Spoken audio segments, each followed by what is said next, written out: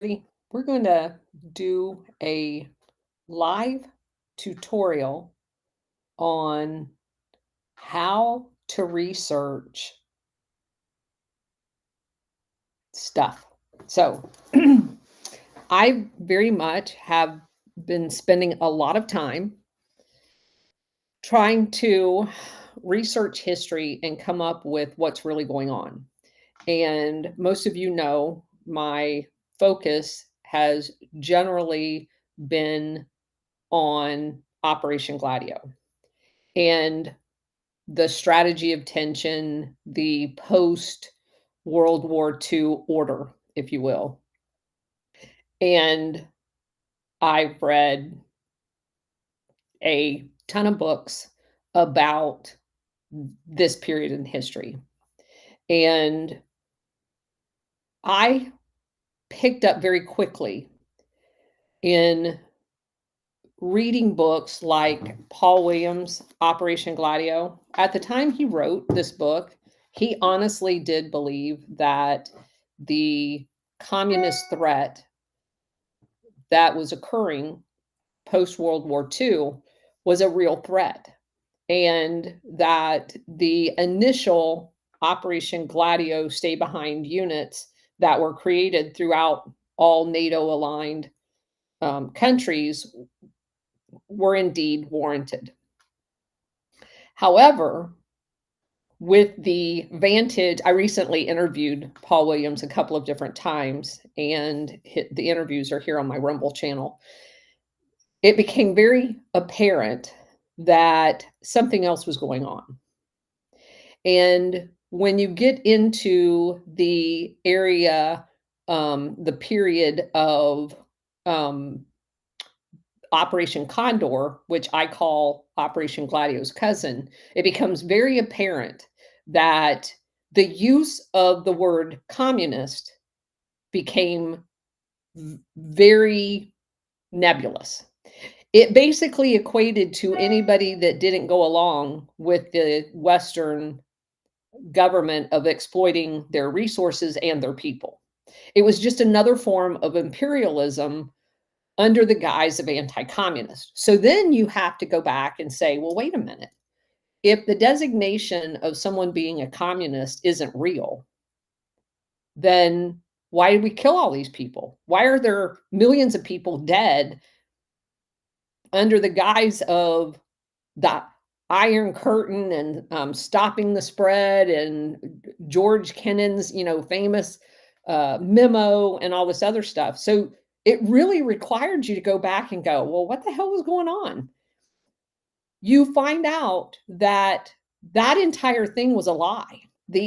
Not that communism doesn't exist, that they used its existence as a propaganda campaign to create domestic terror to preclude the thing that didn't even exist in these countries. So you notice that around the 1991 timeframe, when the Soviet Union fell and they could no longer use communism as the boogeyman, they needed another fall guy. Well, it just so happens that's the year that we go into Iraq and we create radical Islamic terrorism because they all hate us for our freedom. Well, here's a newsflash. We don't have any freedom. That's all a mirage. You're not free to work on your house. You don't actually own your house. The government can take it at any time. You have to get a license to do everything, not just to your house, but in general, to even have a trade, you have to have a license. So you're not free to do anything. You're not even free to go fishing without a license. So this freedom bullshit that they hold as a little emblem of what these people hate, they're laughing at us thinking we're free because they know we're not. So, but in order to keep propagandizing us, they need another boogeyman. Well, that boogeyman was going to be radical Islamic terror. And so, again, another step back.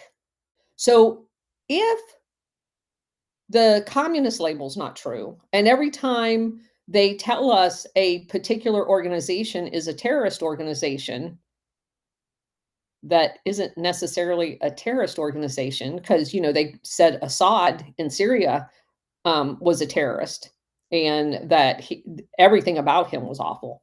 And yet we were funding all of the actual terrorists and calling them rebels, just like we funded the Contras, who were actually the terrorists, against the freedom fighters, which were actually the Sandinistas. So in every instance, our government has lied to us. So then you have to take another step back. Well, who's coming up with this shit? The Central Intelligence Agency, that's supposed to be in the intelligence gathering business, not the intelligence making business. Yes, that would be the right organization. Among all of the post-World War II intel agencies, they don't actually go out and find intelligence. They make shit up and sell it as intelligence.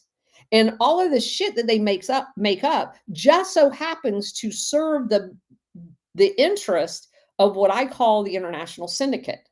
Not us, the people that are paying for it. So if the CIA makes shit up and sells it as intel to the executive branch, and the executive branch in many cases knows that it's made up shit, but what happens when you get someone like President Trump in there, who we're going to assume does not know that the intelligence is made up shit? So in that case, is there any possibility, and I'm going to share my screen here, hoping that I can get this done. Let me make sure. Yes, all right. So this is the designation of Ansar Allah as a foreign terrorist organization. All right, so we're going to look over this for just a second.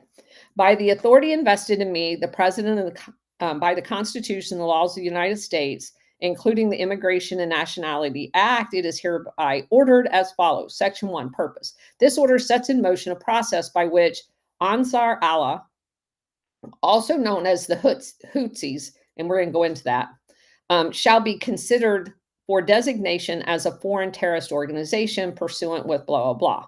Supported by Iran's Islamic Revolutionary Guard Corps, IRGC-QF, which arms and trains terrorist organizations worldwide.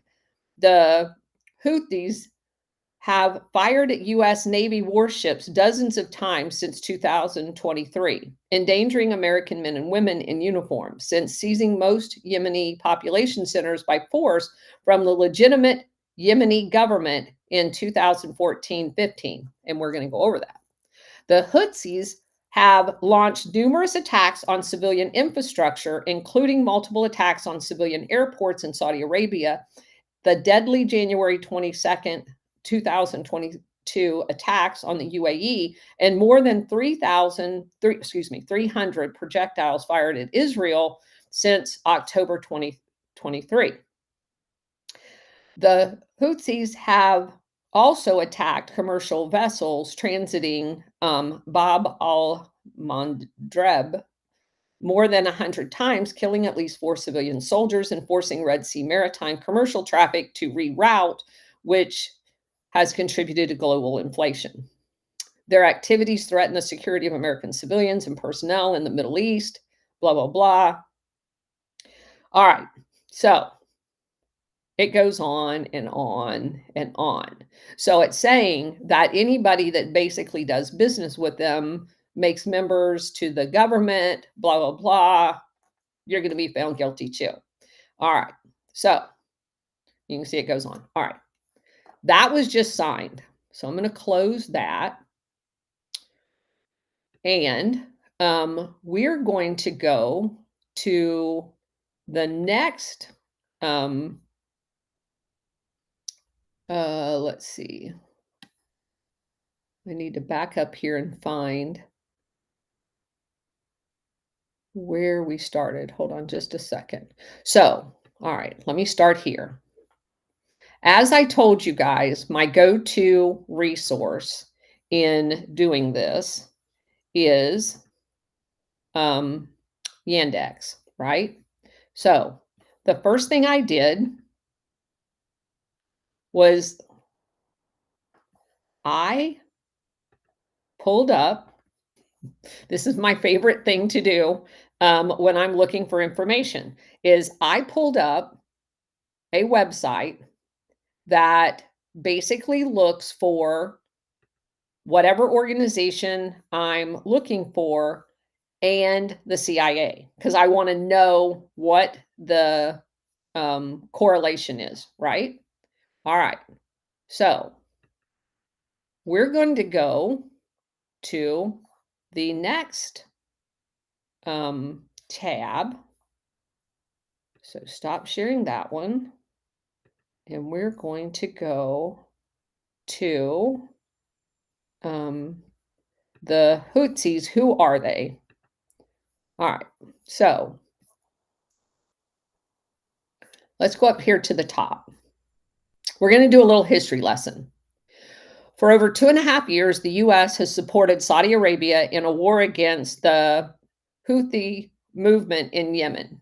The war has created the worst humanitarian catastrophe in the world and threatens to turn into the largest famine in decades. Yet very few Americans know who they are, what they stand for, and why they are the de facto enemies. You know, your president just declared them terrorist.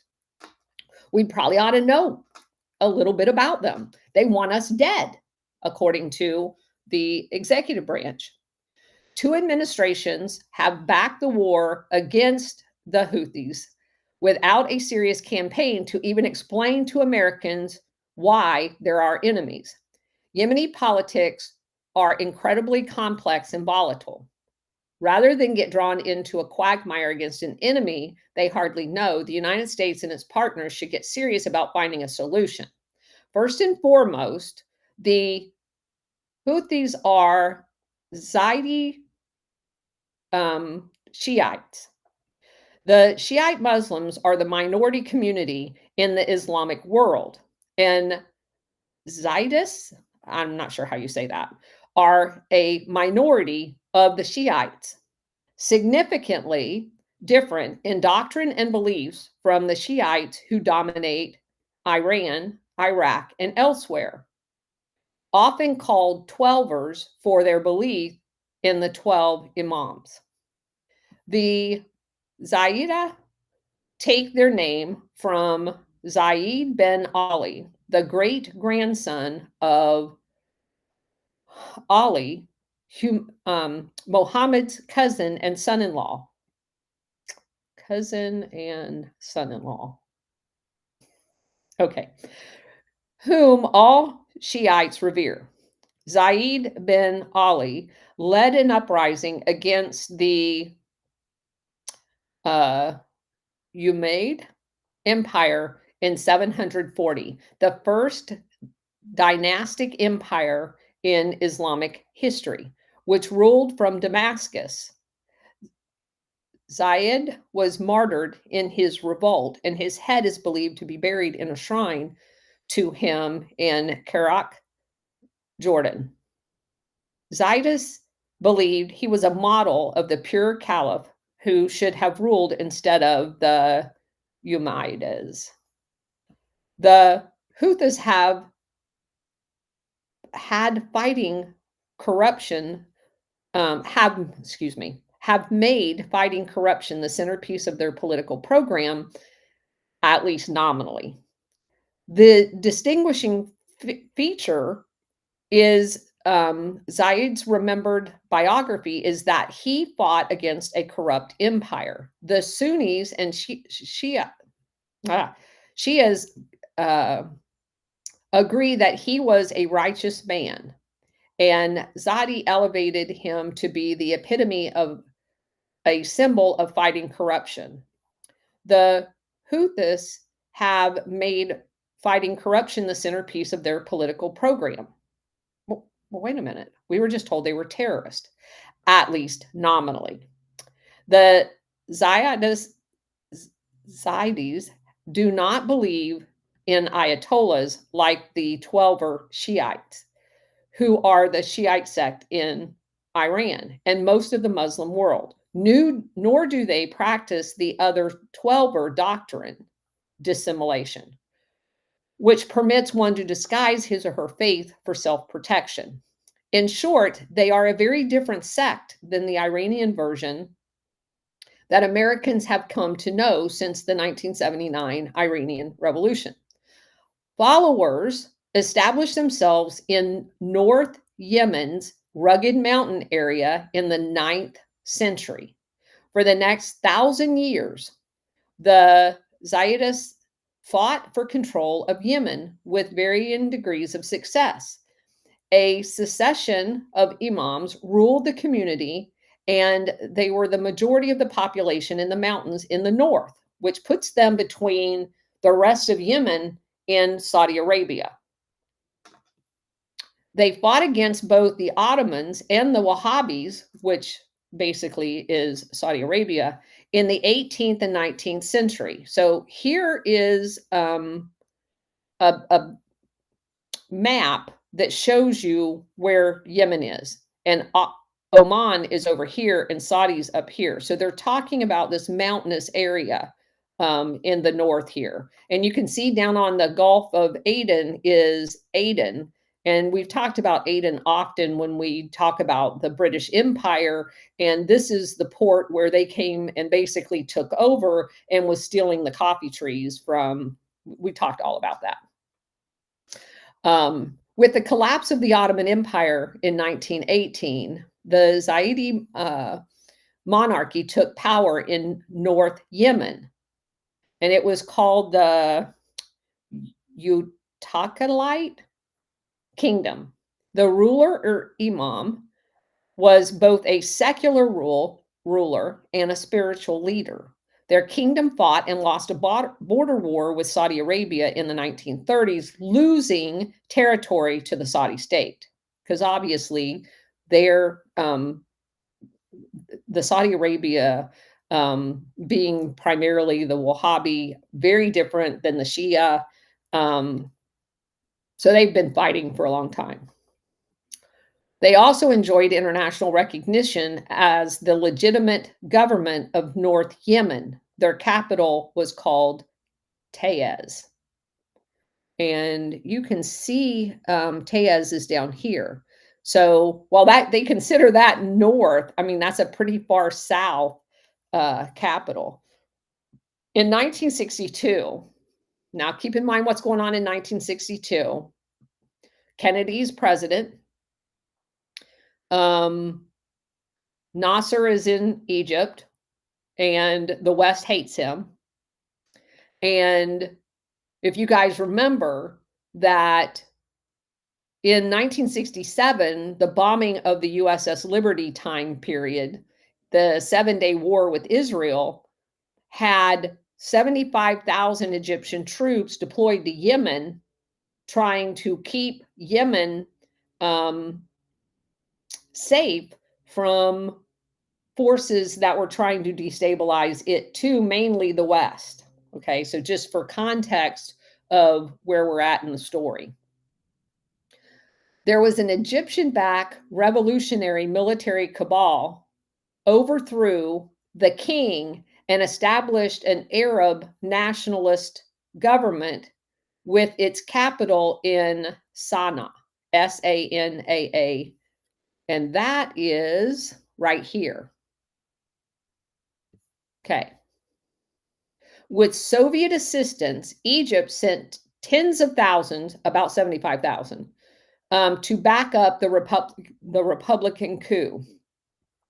The Zaidi royalists fled to the mountains along the Saudi border and to begin fighting a civil war for control of the country. Saudi Arabia supported the royalists against Egypt. You know, the friend of your enemy is your friend, or however that goes. Israel also clandestinely backed the Zaidi royalist. So now you see how this is lining up, right? The war ended in a Republic victory after the Saudi and Egyptians resolved their regional rivalry after the 1967 war with Israel and lost interest in the Yemen civil war. So everybody's in there until they lose interest, but now Yemen has been completely destabilized based on all of these forces. The Zaidi Republican general named Ali Abdullah Saleh came to power after a succession of coups in 1978. Saleh ruled or misruled Yemen for the next 33 years. He united the North and South in 1990. It tilted towards Iraq during the 1991 Kuwaiti War and survived a Saudi-backed Southern Civil War in 1994. Again, Saudi interfering with Yemen politics. Primarily, if you read some of this history, Saudi was pissed that Yemen sided with Iraq during that war, because that was the whole war where we staged out of Saudi into Iraq, and supposedly it was because he had invaded Kuwait and all of that other stuff, which all turned out to be a lie. He had complicated relations with both Riyadh and Washington because he wasn't a puppet. But by the late 1990s was generally aligned with both of them against Al-Qaeda, which is very interesting because, of course, Al-Qaeda is a CIA-generated terror group that's forming in the Middle East. The Al-Qaeda attack on the USS Cole in late 2000, which happened in the port of Aden, drew the Americans closer to Saleh, although his cooperation against Al-Qaeda was always incomplete. The Houthis emerged as a Zaidi resistance to Saleh and his corruption in the 1990s, led by a charismatic leader named Hussein al-Houthi, for whom they are named. Now, again, Saleh ends up being basically, although he basically becomes, I'm not going to say he was the entire time, but he becomes a puppet of the West and what had been for a long time their arch rivals in Saudi Arabia, right? So along comes, just like we see in all of these stories, a leader, not unlike Lumumba or Allende or any of these other people that want their country back within their sphere of influence and all of the outsiders out of it. And I'm not putting them on the same plane. I'm just saying we see this pattern developing repeatedly. So they charged Saleh with mass corruption to steal the wealth of the Arab world's poorest country for his own family. Much like other Arab dictators in Tanzania, Egypt, and Syria, they also criticized Saudi and American backing for the dictator. So this is a movement for nationalism inside of Yemen. And you had a leader that became a puppet of the West and was embezzling aid money meant for Yemen for his own personal wealth, which of course we saw all over the continent of Africa as well. The American invasion of Iraq in 2003 deeply radicalized the Houthis movement, like it did many other Arab nations. It was a pivotal moment. The Houthis adopted the slogan, "God is great, death to the US, death to Israel, curse the Jews, and victory to Islam," in the wake of the US-led invasion of Iraq. Now, what's very interesting about this, as I've said before, they don't hate us for our freedom. They hate us for this shit. We invaded Iraq based on a lie. And you radicalized an entire country as a result of that you are now going to label a terrorist organization. The group also officially called itself Ansar Allah, or Supporters of God. It was a turning point largely unrecognized outside of Yemen, another unanticipated consequence of George Bush Iraq adventures. And again, if you actually had a real intelligence organization and not one that worked for, I don't know, let's say an international syndicate, this is the kind of shit that they would be gathering up as intel and letting us know to reevaluate going into wars based on knowingly false information causes this kind of bullshit. But they're not going to tell you that because it's inconvenient to their narrative, which is why you can't call them an intelligence organization. They're not an intelligence organization. They've never been an intelligence organization for the safety and welfare of the United States. They only care about keeping the international syndicate satisfied with the information they need to keep us all enslaved. Hezbollah, the Shiite movement in Lebanon, which successfully expelled the Israeli army from the country, became a role model and a mentor for these people. Although different kinds of Shiites, the two groups have a natural attraction. Hezbollah provided inspiration and expertise. Iran was a secondary source of support, especially since the Houthis and Iranians share a common enemy, i.e., Saudi Arabia. After 2003, Saleh launched a series of military campaigns to destroy the Houthis. In 2004, Saleh's forces killed Hussein al-Houthi. The Yemeni army and the Air Force was used to suppress the rebellion in the far north of Yemen, especially along the Sada province. The Saudis joined with Saleh in these campaigns. The Houthis won against both Saleh and the Saudi army, besting them both again and again and again. For the Saudis, who have spent tens of billions of dollars on their military, it was deeply humiliating because you've got a ragtag group of people that kicked their butt. The Arab Spring came to Yemen in 2011. The Houthis movement was one part of a wide national uprising against Saleh. It was primarily concerned with advancing the narrow interest of the Zadi community, not surprisingly. When Saleh was replaced by a Sunni from the south by the name of Abdrabah Mansour Hadi, who had been Saleh's vice president at the behest of the Saudis, the Houthis' response was predictable. They were critical of the process and of Hadi himself.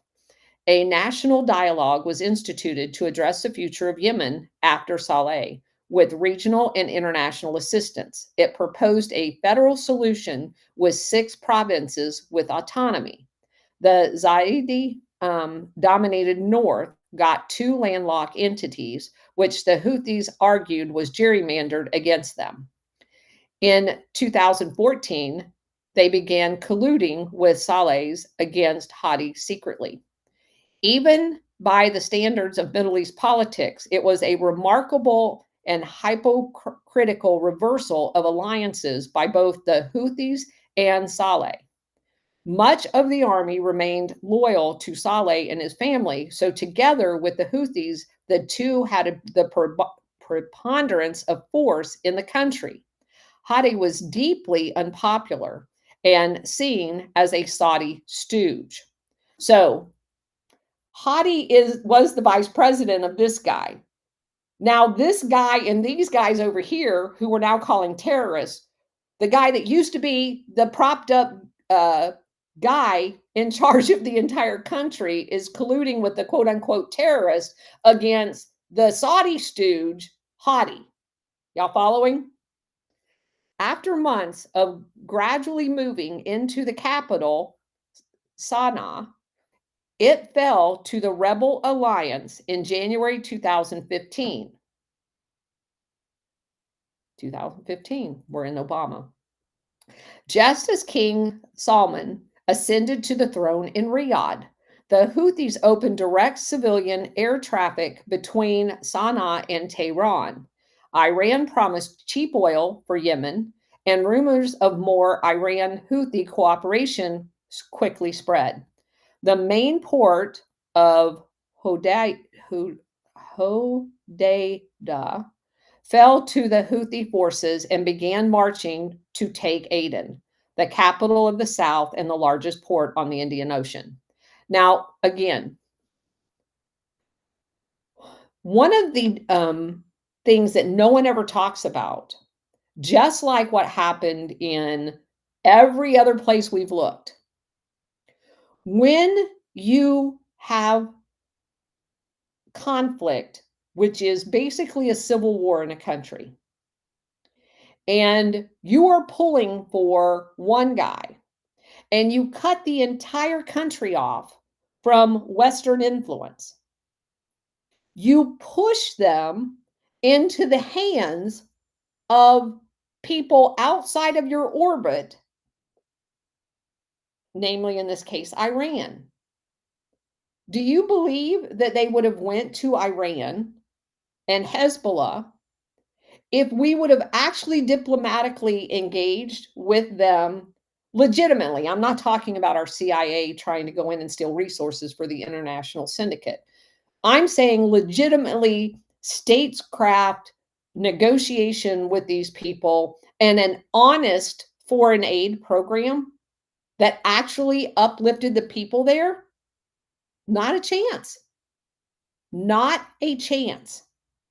But you now have decades and decades and decades of the CIA overthrowing governments, destabilizing governments for all of their shit to be stolen from the international syndicates. Pipelines built, industries, resources dug up and shipped out of the country with the wealth being made by outside entities, never teaching these people skills, never building schools, all of that stuff.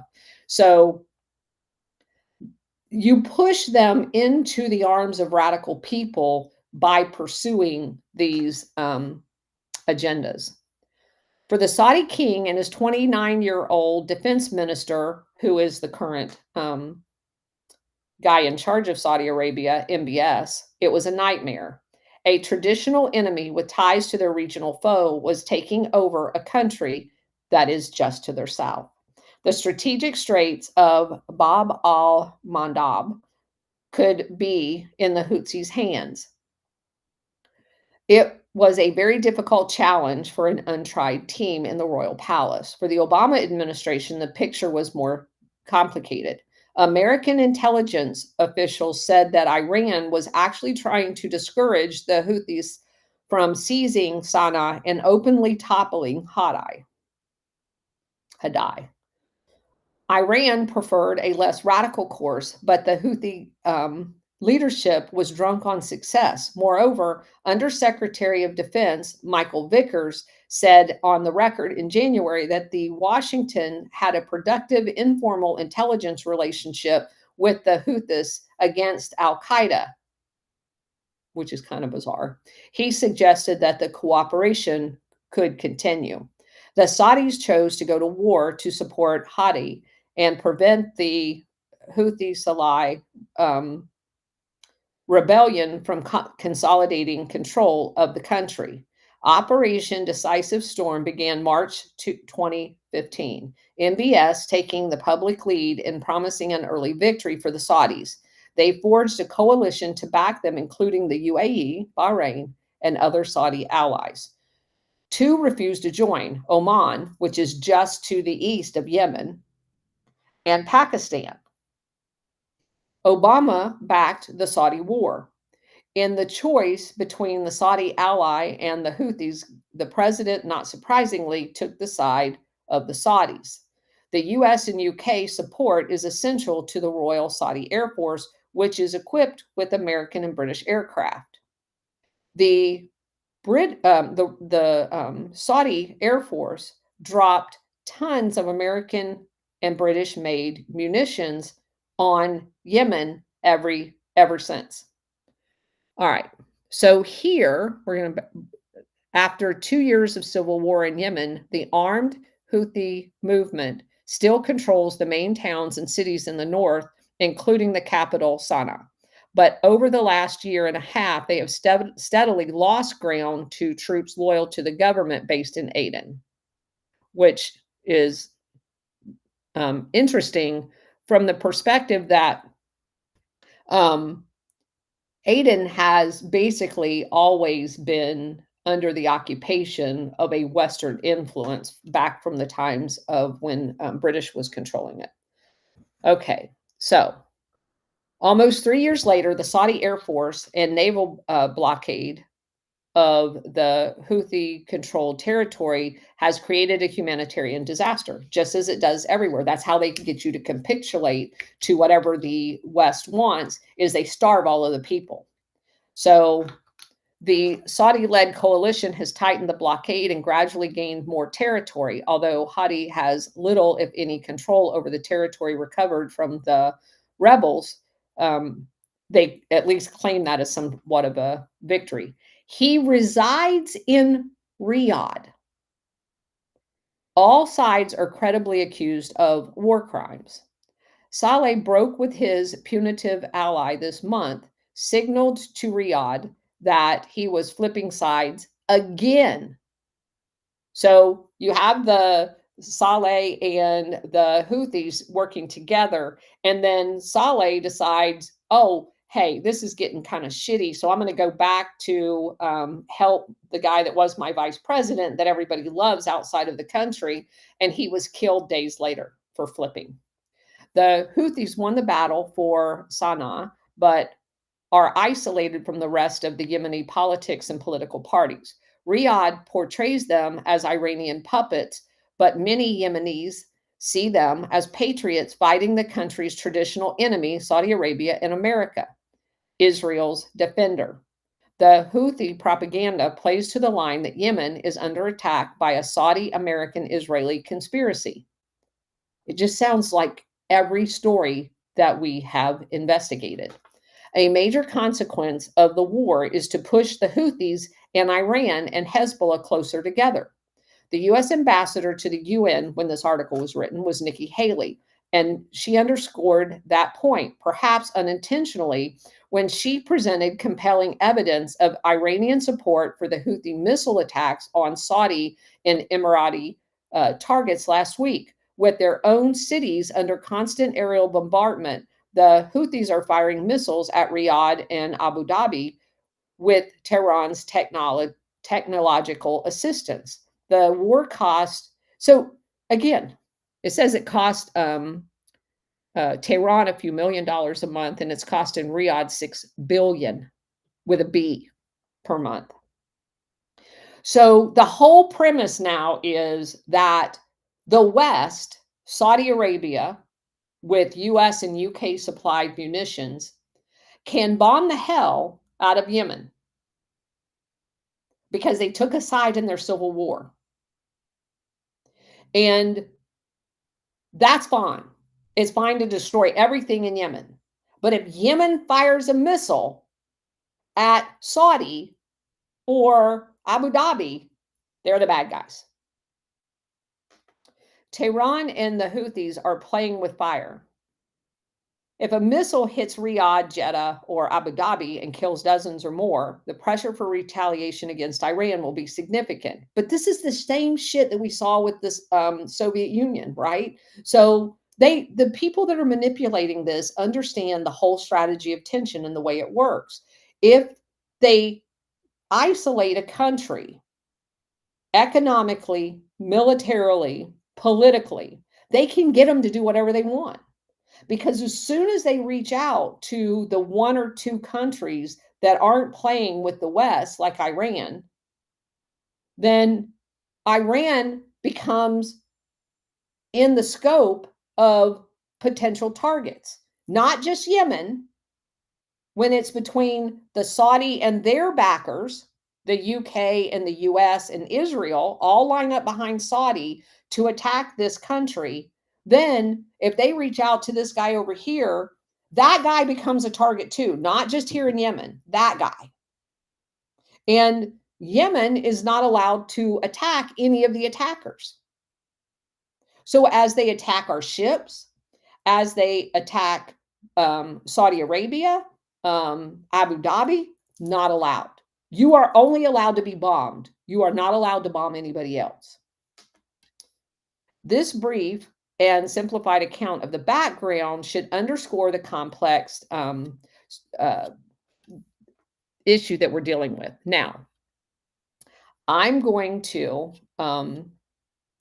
also talk about a Ansar Allah movement claims that joint drone attacks against Israeli port with Iraqi Islamic resistance. Quote, Israel should expect further joint operations in upcoming phase. On June 6th, 2024, a Houthi armed forces spokesman by the name of Brigadier General Sari issued a statement claiming responsibility for drone attacks attacking two ships docked at Israeli port of Haifa and a third one en route to the port. According to the spokesperson, the ships at the port were carrying military equipment. The third one violated decision to ban entry to the ports of occupied Palestine. The Yemeni armed forces carried out two joint operations with Iraqi Islamic resistance, said a spokesperson, suggesting prior coordination with the Islamic resistance in Iraq, an Iran-backed joint operations group of Iraqi militia. It is the first time that the Houthis announced a joint operation with this group since the October 7th attack on Israel. The spokesperson further stated that Israel should, hold on just a second. Let me stop sharing that one. All right. Quote, should expect more specific joint operations, unquote, during the upcoming phase. He also said the brutal and criminal aggression should be stopped and the siege on the Palestinian people in Gaza lifted. He continued that the Yemeni armed forces call on all Arab armies to participate in supportive operations in solidarity with the Palestinian resistance, blah, blah, blah. Houthi leader Abdul al-Malik al-Houthi stated in a televised speech on May 23rd, 2024, that the Houthi are constantly developing their methods of operation while also coordinating with, quote, our brothers, the Mujahideen in Iraq, unquote. He also stressed that the operations from Yemeni soil will have considerable impact and that there will be good news in this context. All right, so just another statement about what's going on. Now, there was a U.S. claim in February of 2024 that the Yemen were going to cut all of the undersea cables and leave everybody with reduced communication capability. Now, listen to where this came from. A pro-Israeli media institution has theorized that Yemen's Ansar Allah planned on destroying cables that supply 99% of the world with internet, but these claims were entirely fabricated. Black Dot has recently examined the claim that Yemen's Ansar Allah plans to cut off 99% of the world's internet following the circulation of news on different social media platforms and eventually refuted and called it false. Claim. A Houthi attack on the Red Sea fiber optics cables.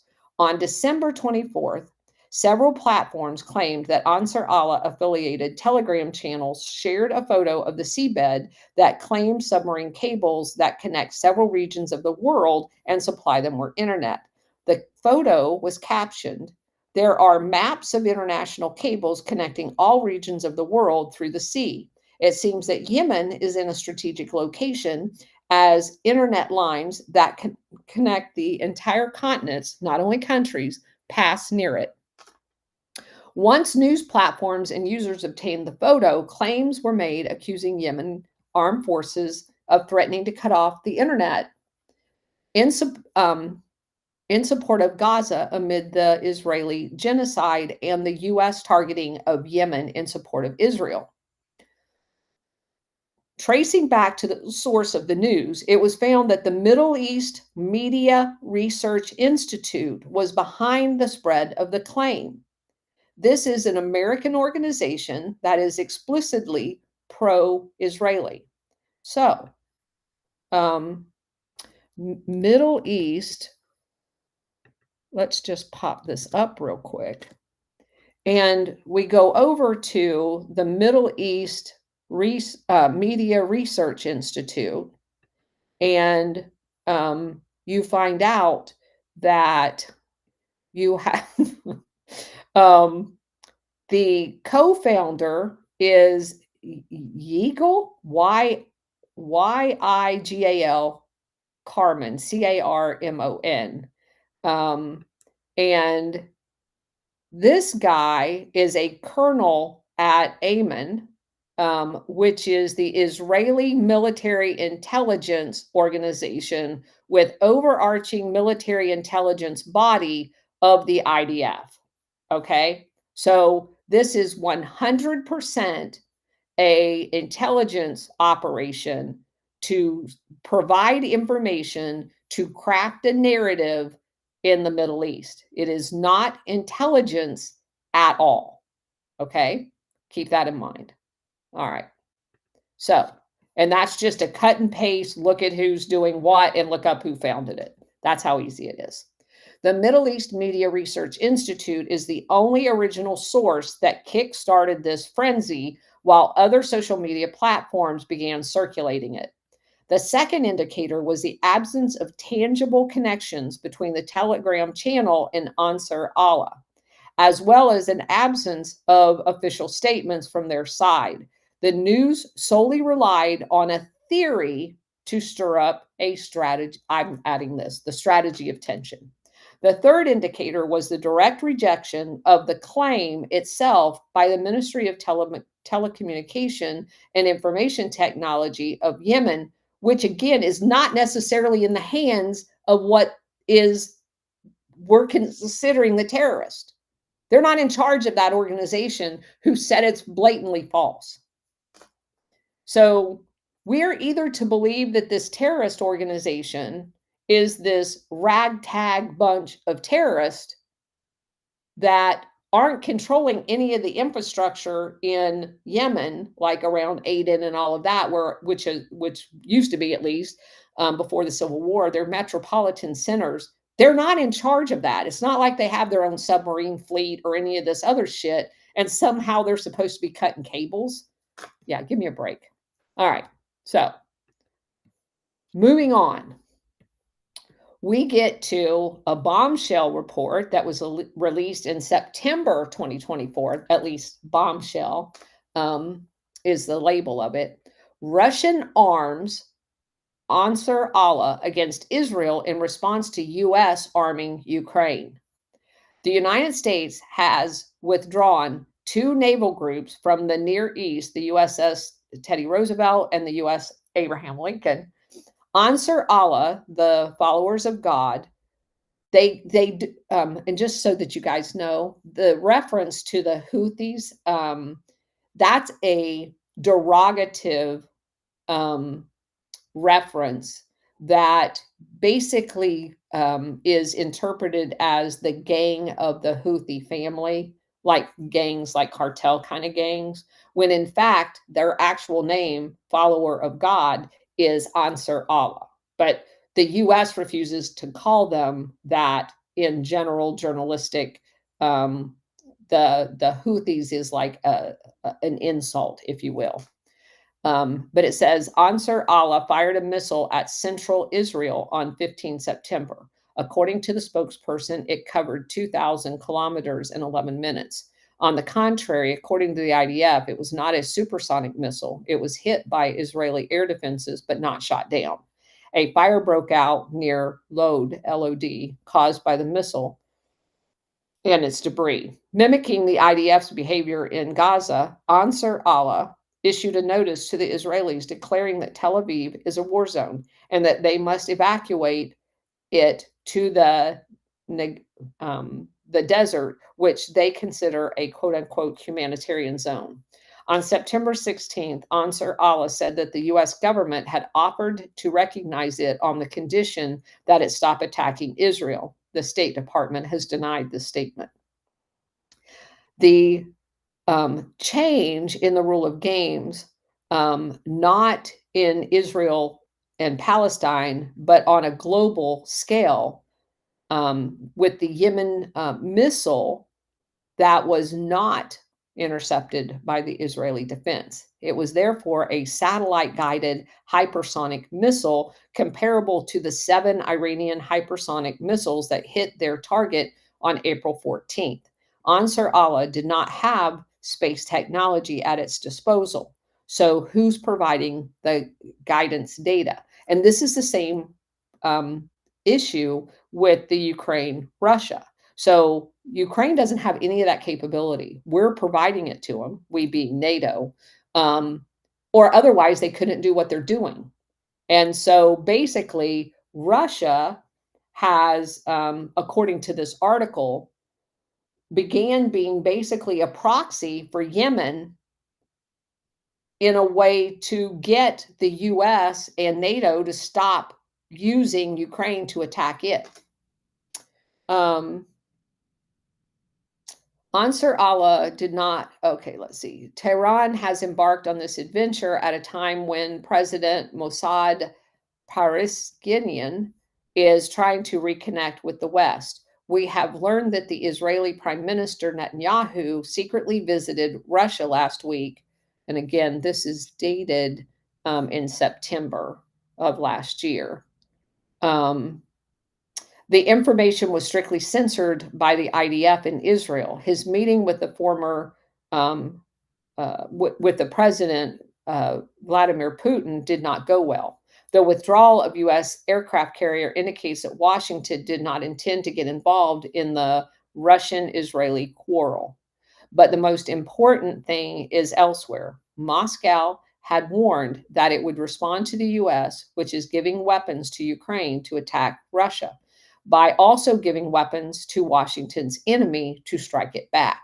Ukraine has just hit a Russian gas pipeline with U.S. weapons. In response, Yemen hit the Ashkelon Eilat pipeline with the help of Russians' satellite data. So there you have it. Also, just a little bit more,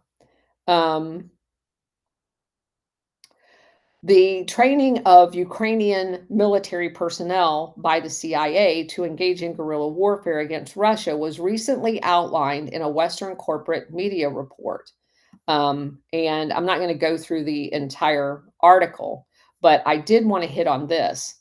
In the now month-long mainstream media coverage of the, and let's see what the date of this one is. This was back in 2022. April, so it's a few months after the special military operation from Russia. Russian military intervention in Ukraine, much attention has been paid to the actions of the Ukrainian resistance. You know, supposedly in a manner not dissimilar to its coverage of the Syrian rebels a decade ago, a romanticized image of the Ukrainian freedom fighters fighting bravely against a military superior Russian foe has been widespread amongst corporate media outlets, outside their fawning over Ukrainian President Zelensky and his calls for implementation of a no-fly zone, a move that would trigger a nuclear war. So again, this is the problem. There's no independent assessment of who's actual freedom fighters / rebels and who the corporate entity is that is the institutional figure within a government.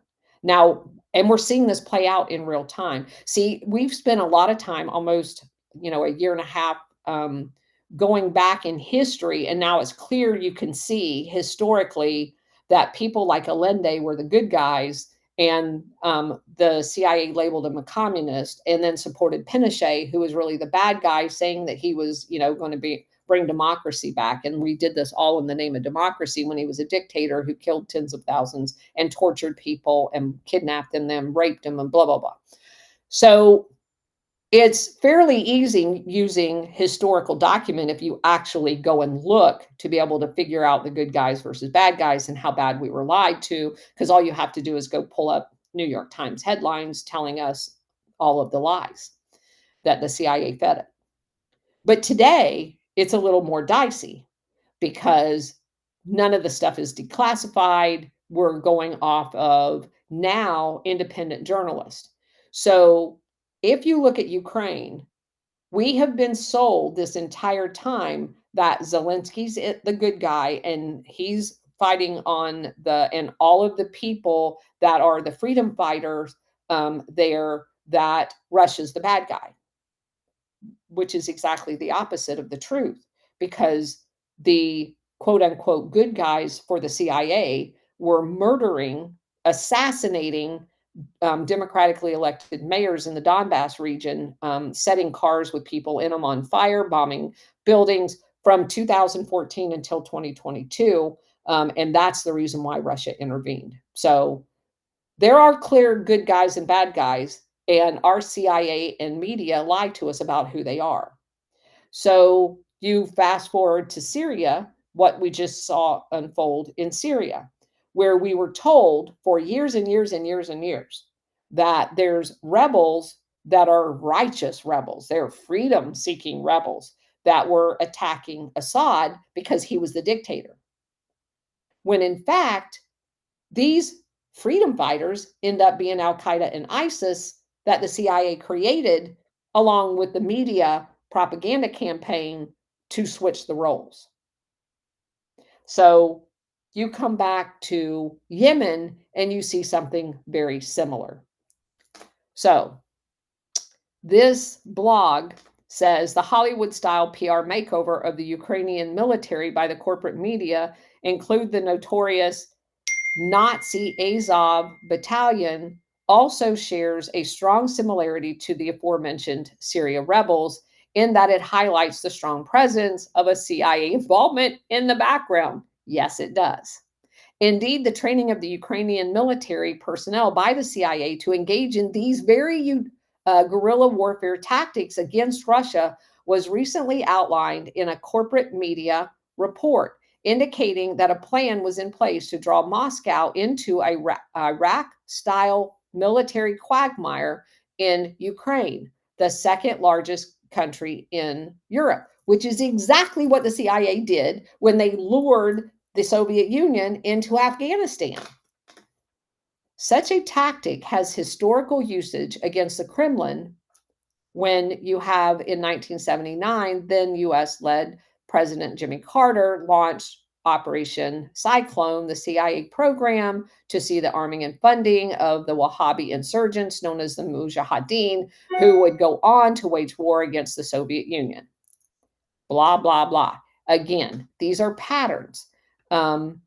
If you were to look at the Zach Dorfman, who claims to be a national security correspondent, talks about on January 13th, 2022, a CIA-trained Ukrainian paramilitaries may take central role if Russia invades.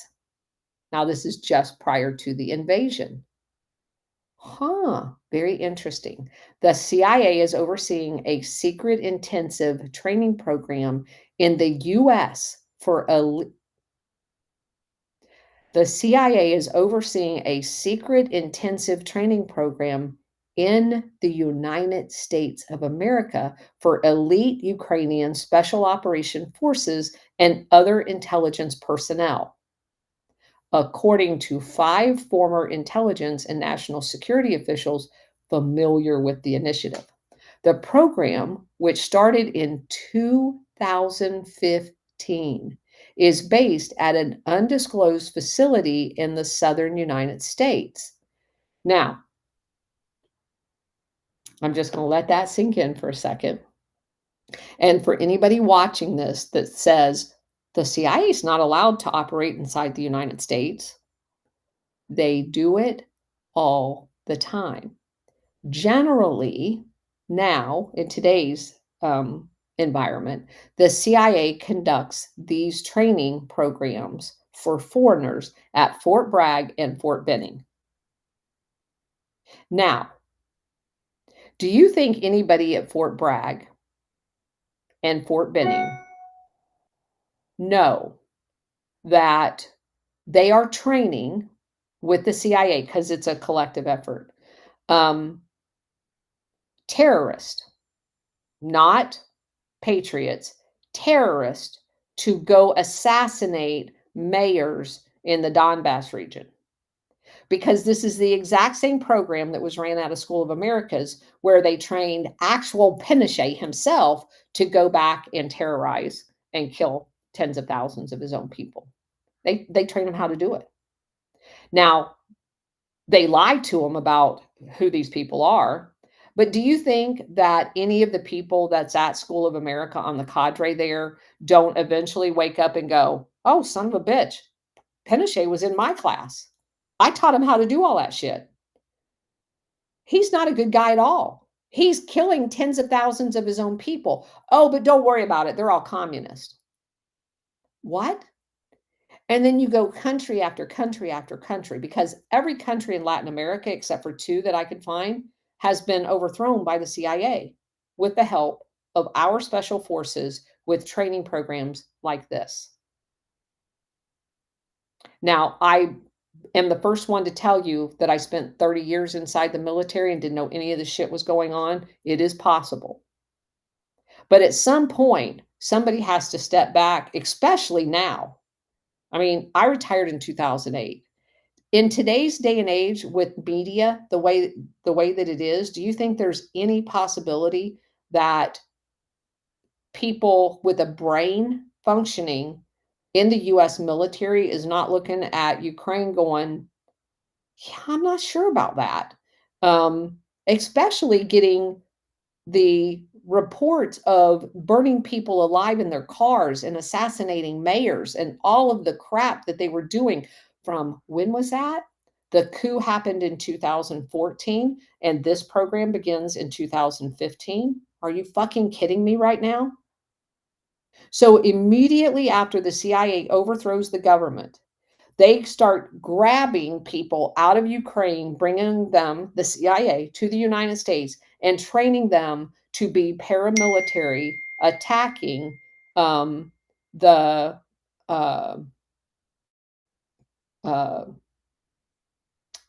Donbass region and then eventually Russia.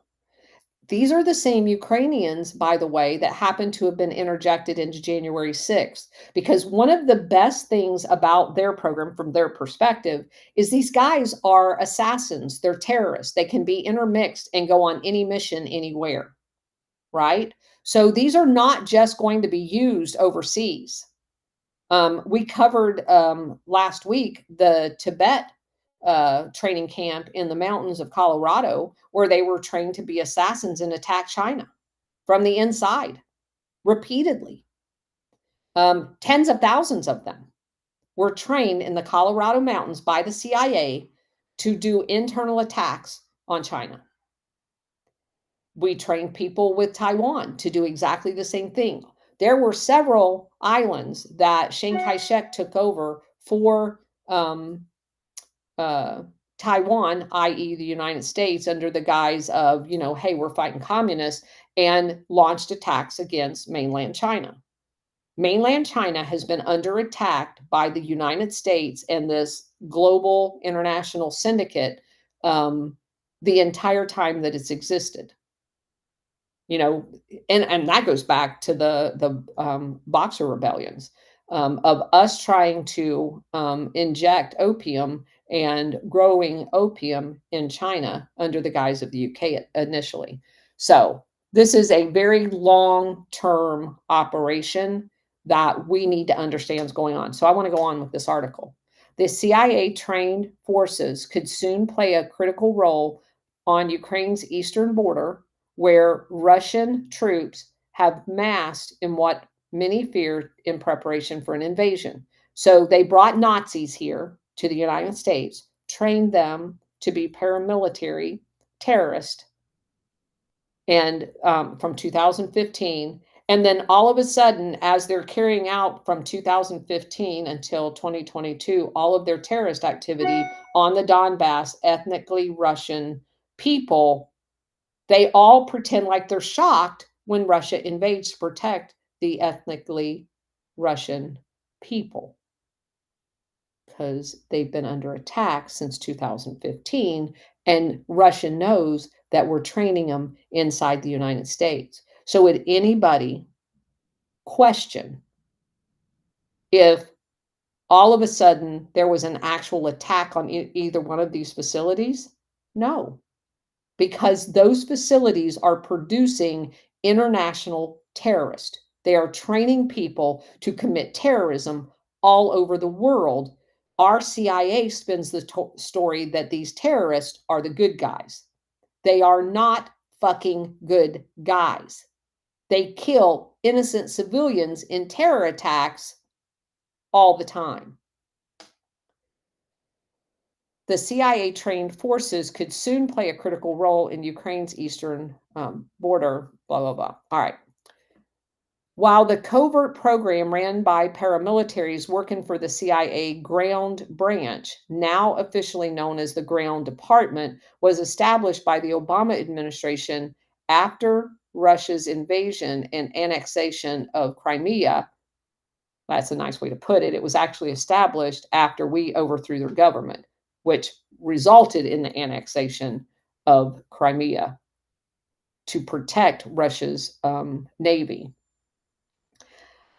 It was then expanded under the Trump administration. The Biden administration has further augmented it, said a former intelligence official. By 2015, as part of this expanded anti-Russia effort, the CIA Ground Branch paramilitaries also started traveling to the front in eastern Ukraine to advise their counterparts there, according to a half a dozen former officials. The multi-week US-based CIA program has included training in firearms, camouflage techniques, land navigation, tactics of cover and move, intelligence, and other areas.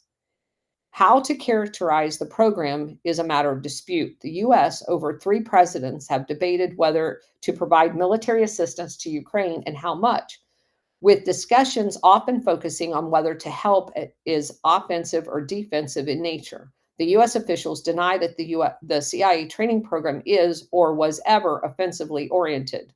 Bullshit. The purpose of the training, and the training was that was delivered, was to assist in the collection of intelligence. You know, kind of like the CIA, supposedly an intelligence organization. But just what intelligence support entails is the paramilitary context. Where's that fall in? And how is this training, and how this training will be applied by the Ukrainians may change rapidly on the ground. The program has involved very specific training on skills that would enhance their ability to push back against Russian, which is kind of the whole paramilitary aspect of it. Hello. So it says the United States is training an insurgency, said a former CIA official, adding that the program was taught the Ukrainians how to kill Russians, which is exactly what we did in the School of Americas. So I just wanted to add that to the mix here. And Bridget is texting me here where something came up. QAG News, QAGG News, is reporting that just 40 minutes after police broke down Sukar's, where do these names come from? let me switch my feed to my Rumble. Hold on, let me add presentation um, so y'all can see it too. Just 40 minutes after police broke down Sukar Balaji door and found him lying on the floor in his apartment, they declared his death a suicide. Huh? 40 minutes? It's a suicide. The tech protege, 26, who just a month earlier blew the whistle on OpenAI. Oh, this is the old one, right? We've talked about his mom did a video. Is these just the pictures of it? Because his mom was just on the interview with Tucker Carlson. Is that not correct? Yeah. So this didn't just happen. I think QAG is just reporting his death because those crime scene photos just got released. So if you guys have seen that video, it's talking about the fact that there was blood all over the apartment and that he obviously did not commit suicide. So this is just basically going through that. All right, so we're not going to talk about that right now. Let's go back to the subject at hand. All right, so one other aspect article, because there's a ton of stuff here, guys, a ton. But I do want to get through this one. This one was written in January 2024. It says that in November, the Yemeni Ansar Allah movement began a campaign of attacks against Israeli merchant ships or ships linked to Israeli interests transiting the Red Sea. The Yemeni movement specified at the time that the attacks would continue until Israel puts an end to the massacre of the population of Gaza. When the Western powers expressed their support for Israel, Ansar Allah extended the attacks to those countries' ships as well.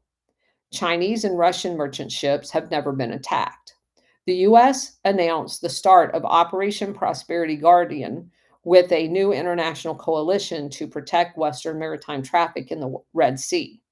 France and Spain, which were initially part of the coalition, subsequently announced their withdrawal from that operation because they don't want their stupid ships attacked.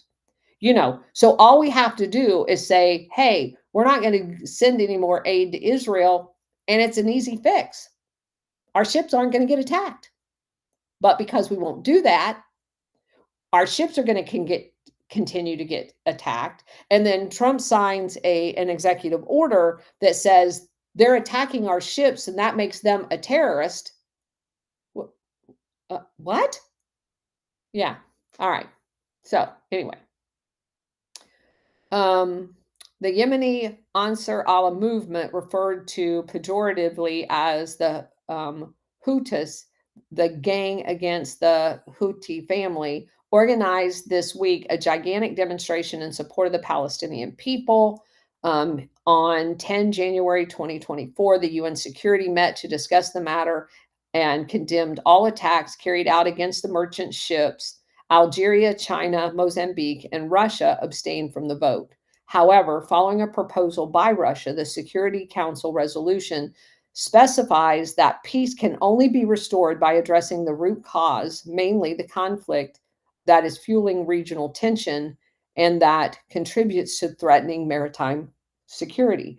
The next day, 11 January, the US and the UK conducted an extensive bombing campaign against Yemen, 73 airstrikes, and reportedly destroyed a dozen of Ansar Allah's positions. Australia, Bahrain, Canada, and the Netherlands participated in the bombings as well. The operation was supervised by General Michael Yurek Korela, the commander of Central Command. The president of the United States, Joe Biden, announced that he had ordered the bombings against Yemen, which of course we know he didn't. Whoever's doing his shit for him did that. However, the UN Security Council resolution does not sanction any type of military action. On the contrary, the resolution calls for strengthening the embargo on arms supplied to the different Yemeni factions, implying that the operation the US did was basically constituted a breach of the resolution.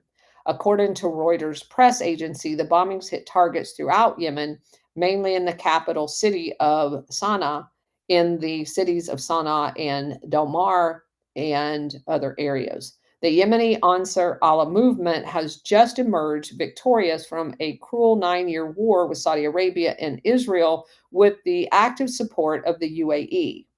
After 8 years under bombing, the Yemenis have undoubtedly learned to protect themselves. Undoubtedly. All right.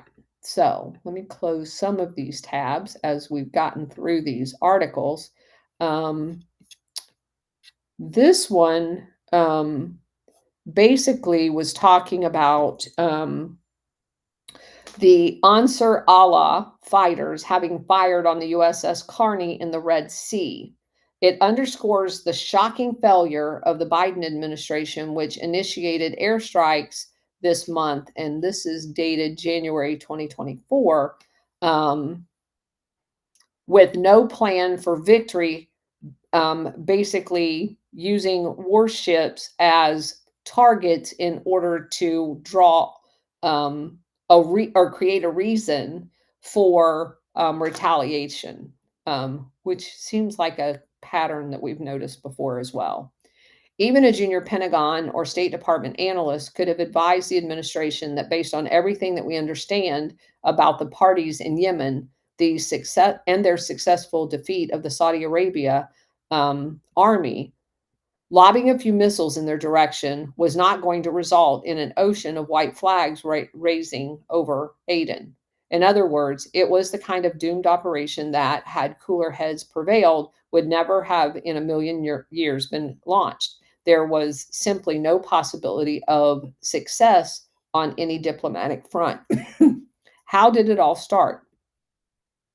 In response to the ongoing Israeli attack on Gaza, which has been labeled a genocide or potential genocide in the ICC's ruling, the International Court, Ansar Allah announced last month that they would not allow international shipping to service any commerce port of Israel.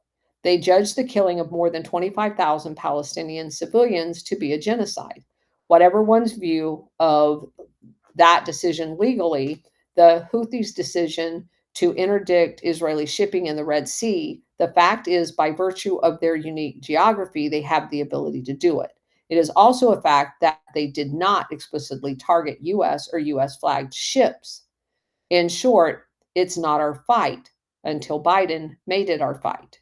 And it wasn't Biden. Obviously, this has been going on since for a very long time, to include Obama. It says, as it turns out, the Bidens were a Goliath intent on sacrificing the U.S. standings in the world, military deterrence, U.S. economy, even U.S. servicemen in support of Israel.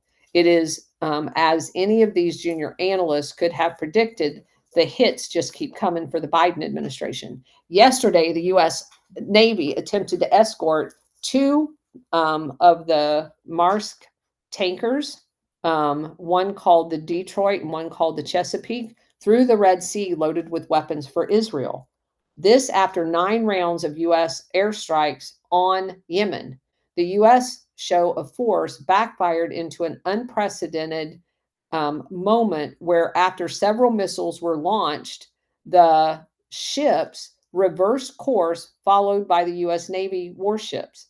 It was a massive defeat on the notion of U.S. military Navy superiority, but did not get any press in the mainstream media. So today, whenever this was written last year, the Houthis again fired on U.S. military ships in the Red Sea and have again scored a massive success for the resistance, which is truly a global movement against the Biden administration. The main point: an ill-advised U.S. policy of airstrikes against the Houthis have been an enormous gift to them while in no way diminishing their ability to fulfill their mission. What will you do next, Joe Biden? They are immune to your bombs. They have no military industrial complex. They just shoot your ships. Are you going to launch a ground invasion in the election year so there's dead Americans in Yemen? So obviously, that's an antagonistic article pointing out the lunacy of the US policy there. Um, then here's the one I will end on this because this is a big deal. Yemen uncovers a massive CIA and Mossad spy ring embedded in pro democracy NGOs. We would like to say we're shocked.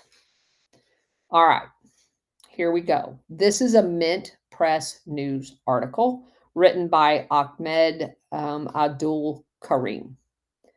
While Yemen usually conjures up images of conflict with Israel and Saudi-led coalitions, a new dimension to the complex country and its people have emerged: Yemen's secret war of spies.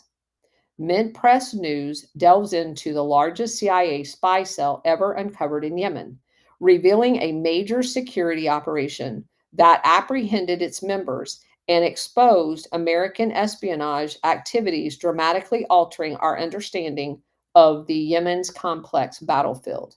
In June of 2024, the Ansar Allah-led government of Sana'a had dismantled an espionage cell called Force 400, allegedly working for the United States and Israel, detailing the cell's members and their activities. Washington responded by calling for the release of individuals it claimed were employees of the UN, diplomatic bodies, and NGOs, labeling them as hostages held by the Houthis. Okay. Mint Press correspondent Ahmed Abdul Karim was granted unprecedented access to the alleged spies. Additionally, a trove of top secret documents was provided to Mint Press, corroborating the testimony of many of the detainees given during these interviews. Mint Press also reviewed hours of footage showing interrogations conducted by the Yemeni security personnel, which confirmed the details of the allegations against the detainees that were provided to Mint Press during the interviews with high-level security officials from Ansar Allah. While arrests related to the vast espionage cell began in earnest in 2021, officials in both the US and Yemen remained tight-lipped about the discovery. However, Ansar Allah officials told Mint Press that Washington was aware of their arrest and initiated a series of secret negotiations to free them. Those negotiations failed, and details began to leak to the Arab press. This led Yemeni officials to publicly disclose the discovery of the espionage ring and eventually revive negotiations between the two parties in Oman. Did you guys know anything about this? In a groundbreaking investigation, it was uncovered the inner workings of one of the largest spy network, shedding light on how the American had covertly infiltrated Yemeni society through clandestine operations. They manipulated local dynamics, exploiting religious division, sowing seeds of normalization with Israel. The ultimate aim: gathering intelligence for Saudi airstrikes on military targets. Damn, that sounds like everything we uncovered in all of Operation Gladio and Operation Condor. Exclusive access to top secret documents, detainee testimony, and interrogation footage reveals a narrative of espionage. Spies were recruited through psychological manipulation, sexual blackmail, torture, highlighting the extent to which the US and Israeli operatives bend moral boundaries to secure cooperation. This investigation offers a disturbing glimpse into the shadow world being waged in Yemen, one fueled by exploitation and coercion. It marks the beginning of an ongoing series about these events. Abdul Mohsen Hussein Ali Azan a high-level spy arrested late June, worked for both the CIA and the Israeli Mossad for 15 years. Recruited by the U.S. intelligence in 2010, his handler was a woman by the name of Joan Collins, or Joanne Cummings, Cummings, the director of the Political and Economic Department of the U.S. Embassy in Sana'a, who managed his activities until 2013. According to his account, Azan, Azzan, converted from Islam to Christianity while working for an American company in Atlanta, Georgia, that was engaged in basically like Christian outreach programs under the guise of selling printer ink. Azan did not just infiltrate and recruit Yemeni parliamentarians. He also gathered critical intel on shoulder-fired air defense, unmanned aerial vehicles, and ballistic missiles. This high-value information was shared with American intelligence as evidenced by documents reviewed by Mint Press and by Azan himself during an exclusive jailhouse interview. Now, keep in mind, this is a U.S. corporation that is using a guy that is a CIA asset on spying missions in foreign countries that basically got arrested for spying on them.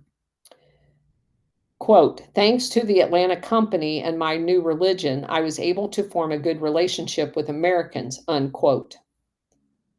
He also said, I wrote a letter to the CIA through Murad Dhafer, Dhafer, a friend who worked for them. I wasn't accepted immediately, but I was enrolled in a special intelligence course later. I connected with Carlo Penta, Penda, the Canadian Director of Parliament Program at the National Democratic Institute, and eventually became a director. And just so that you guys know, the National Democratic Institute is the organization that was set up in like 1983 by Ronald Reagan. It is the counterpart to the International Republican Institute and the National Endowment for Democracy and the Union one and the Chamber of Commerce one, all to distribute funds to do regime changes in foreign countries. The National Democratic Institute is set up specifically for the DNC to effect regime change. If you don't believe me, go look it up. The International Republican Institute was created by that same law Ronald Reagan signed. That's the one that John McCain ran for 25 years, handing out money for regime change. So this guy, Ansar Allah, well, the quote-unquote terrorist organization, is accusing the National Democratic Institute in Sana'a of conducting intelligence missions under the guise of spreading democracy and promoting human rights. This is the Democrats being involved in regime change. They claim that through this institute, the CIA recruited spies, some of whom were later arrested, while also collecting information and preparing research and studies for U.S. intelligence agencies. At the end of 2009, I started working, this is him saying this, I started working at the American Embassy where Joanne Cummings, the director of political and economic program, recruited me for the CIA. He underwent a series of tests, including a lie detector test, took courses under two American intelligence officers. He subsequently was connected with Richard Kaufman, Kaufman, the representative of Israeli interests at the embassy. In 2014, the embassy sent me to America, where I met senior American intelligence officials. Before the war against Yemen began in March of 2015, the U.S. Embassy left Sana'a. However, it managed to attach its operatives to American companies to still operate in the area as international organizations such as the High Commissioner for Human Rights in the UN as well. And Hassan was among them. He moved to work with, you guys are never going to believe this, he worked with Cambridge Analytica, the same company involved in trying to coup President Trump. And their parent company, SCL.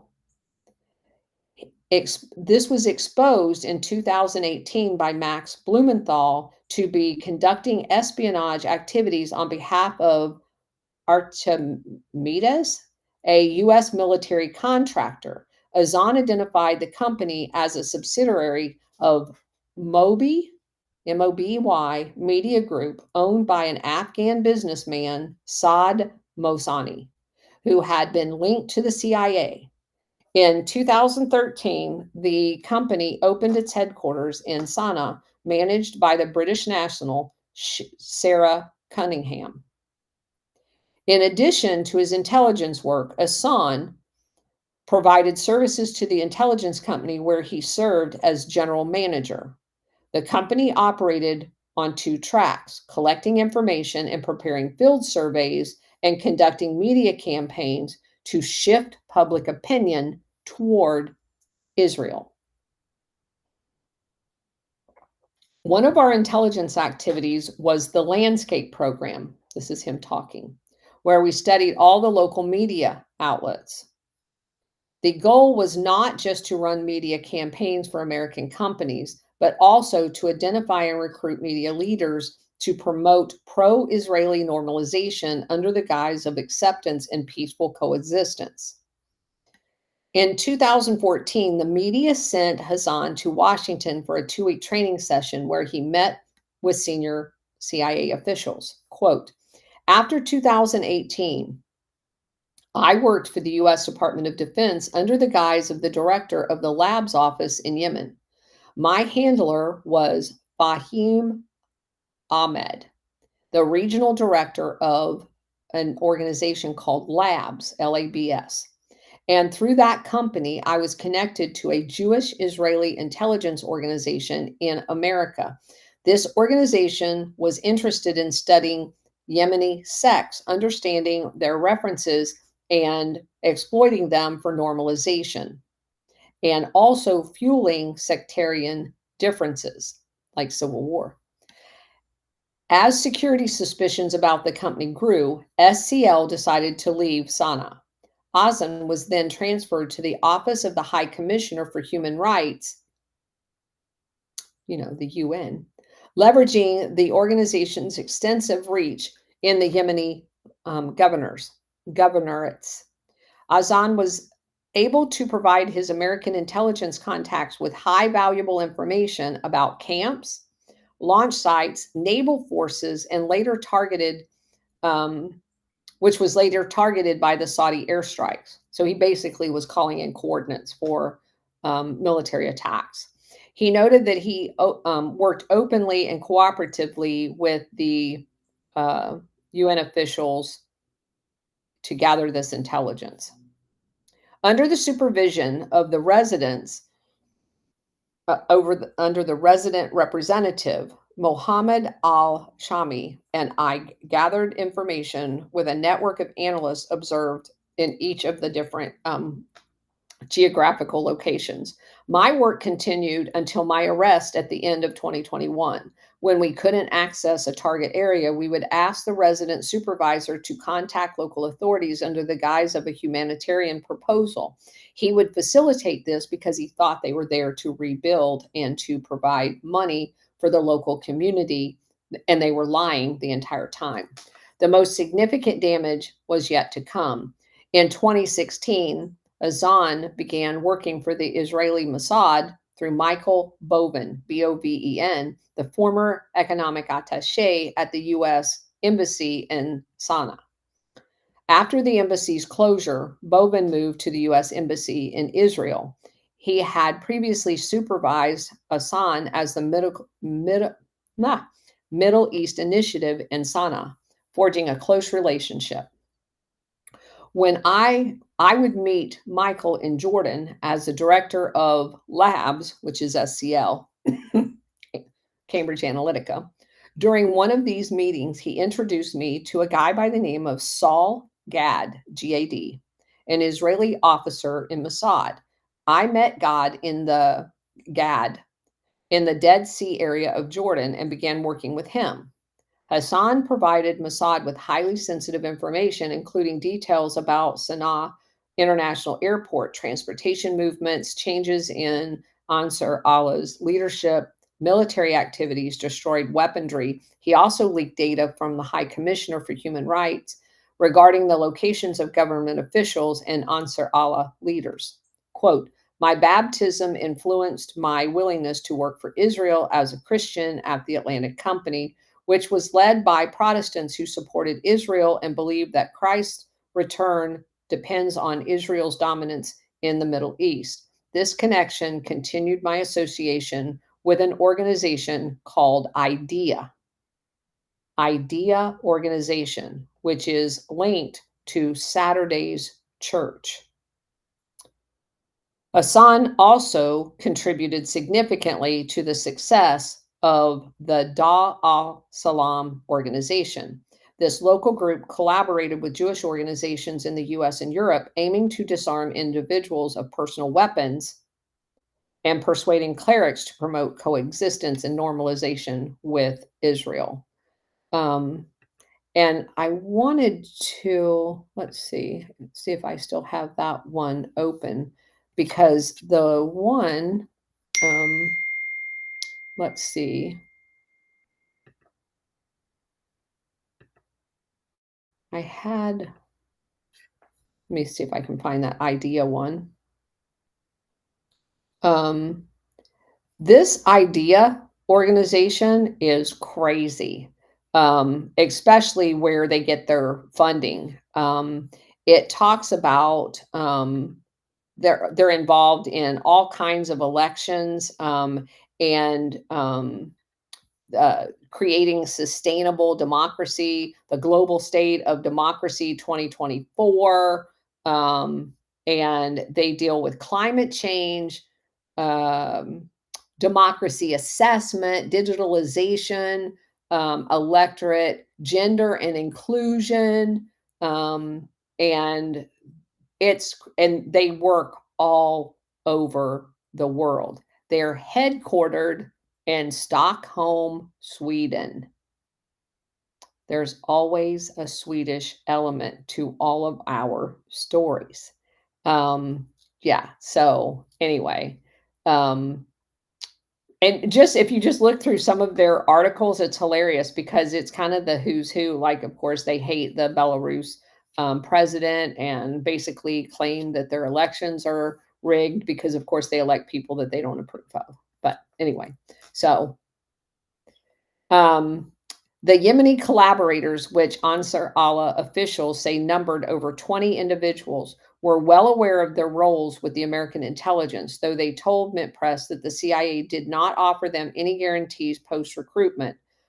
Sharif Hafizallah al-Hamdani, a senior consultant for the development management of the programs at USAID, served the CIA for 27 years. And he's still serving it if he works at USAID. He was recruited by Adam Early, then the cultural attaché to the U.S. Embassy in Sana'a. Quote, I joined the CIA in 1997 through the American cultural attaché.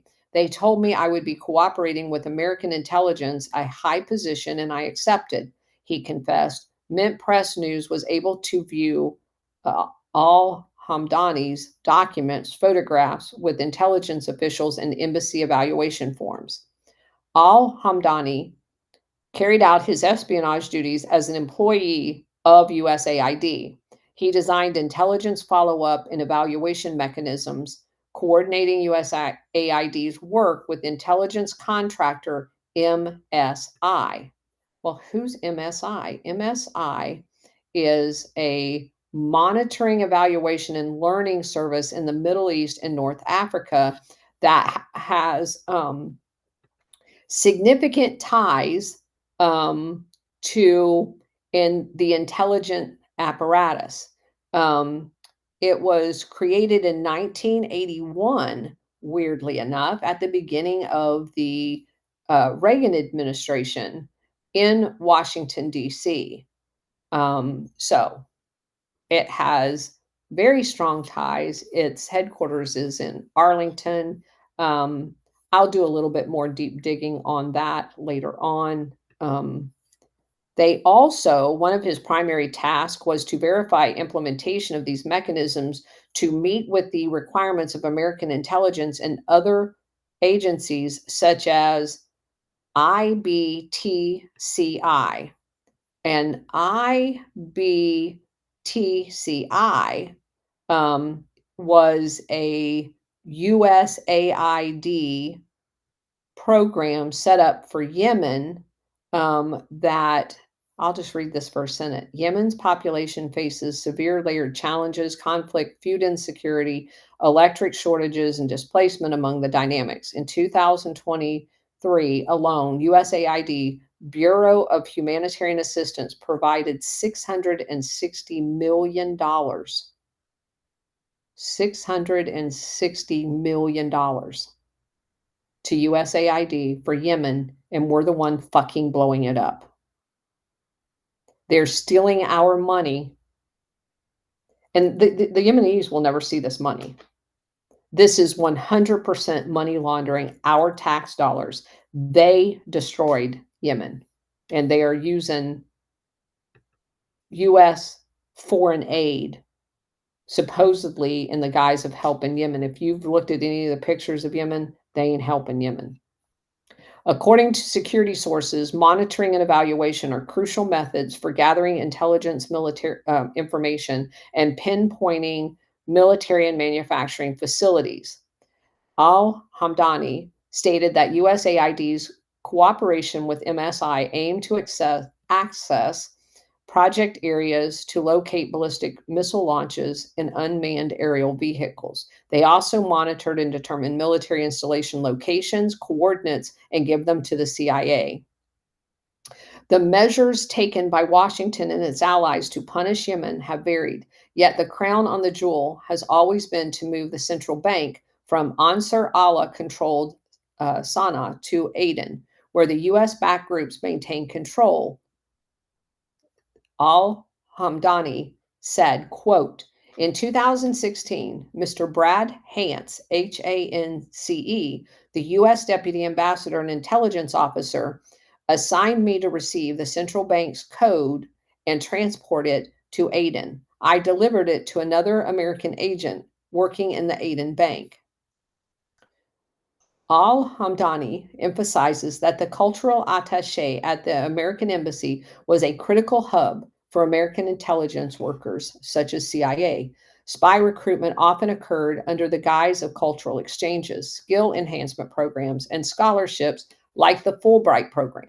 We've come across the Fulbright program just like the Oxford Rhodes Scholar. It's all CIA bullshit. This program offers scholarships to outstanding university for a year and a half master's degree to be done in the United States, in which they recruit them. Potential spies are also identified and selected through Education USA at an organization called AMID East, based in Aden, and the Humphrey Fellowship Program, aimed at outstanding civil employees. Additionally, the U.S. Speaker and International Visitors Program play a role. They use all of these things as intelligence in order to get spies. Agents were also selected through events at the embassy and educational scholarships for outstanding students at different institutes. This program was ran by an American intelligence officer by the name of Sabrina Weber, targeting influential youth like of politicians. One department reviewed by Mint Press mentioned a man named Chris Eckel, Eckel, who allegedly attended a cultural seminar in Sana'a. When Eckel's name was mentioned to Al-Hamdani, he identified him as an intelligence officer who worked with him on missions. Al-Hamdani's contributions were highly valued, as evidenced by the U.S. Embassy's evaluation documents on him. Quote, during this period, Sharif did more than what was asked of him. The missions programs have taken longer. His historical knowledge proved valuable, unquote. In addition to his task transferring the central bank code and recruitment, al-Hamdani planted eavesdropping devices in the homes of senior officials, including Washington allies like former Yemeni Prime Minister Abdul Bakhtar al-Attas. Al-Hamdani told Ansar Allah security officials that part of his training course was in cybersecurity. Socially, one of the roles assigned to clients was to promote homosexuality and make society more accepting of it. The embassy was supporting homosexuals through the Cultural Attaché program, promoting it at an American NGO called YALI by disturbing brochures to those desiring to be homosexual, promoting it as a personal freedom. They were issuing visas under the pretext of persecution. Al-Hamdani isn't the only one who spoke about that. The American embassy was promoting a role of homosexuality in Yemen, a practice that blatantly violates Yemeni social, tribal, and religious norms. Other spies, including Mohammed al-Ahmed al-Waza, who worked for the CIA for 14 years, also mentioned this. Quote, visas were given to gay people and homosexuals were promoted through educational stories taught in the institutes. We had gay teachers at the institute and language was taught through gay and lesbian films, unquote. Al-Wazaza worked as an administrative assistant at YALI, YALI. He joined the U.S. Embassy in 2007 as a translator and then worked as an investigator.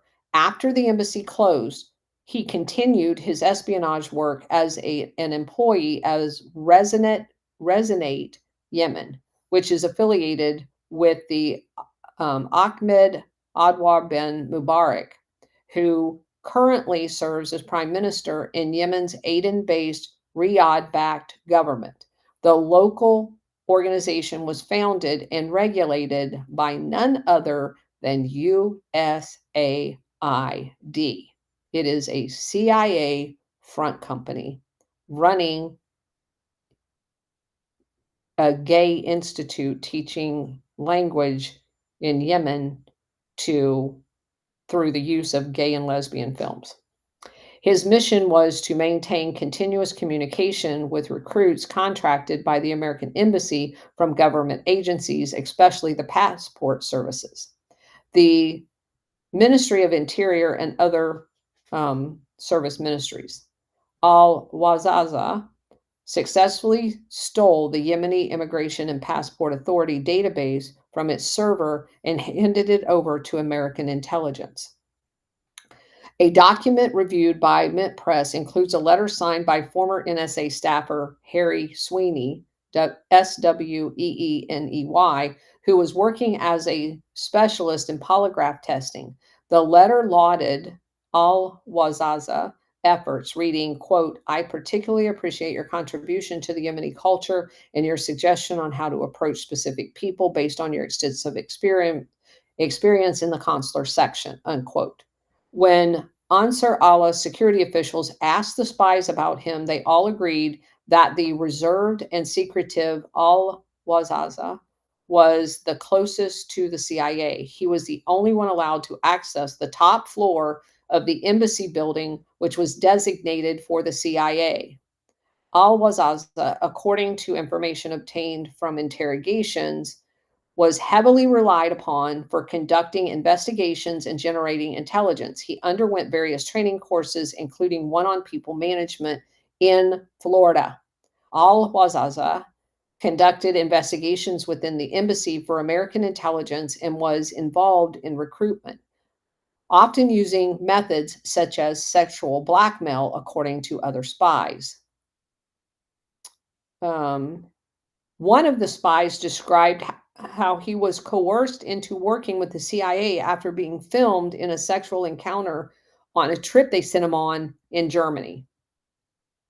Quote, I was recruited by being sexually assaulted during a course held by the American Embassy in Germany. There, I was secretly filmed having sex in a hotel in Frankfurt.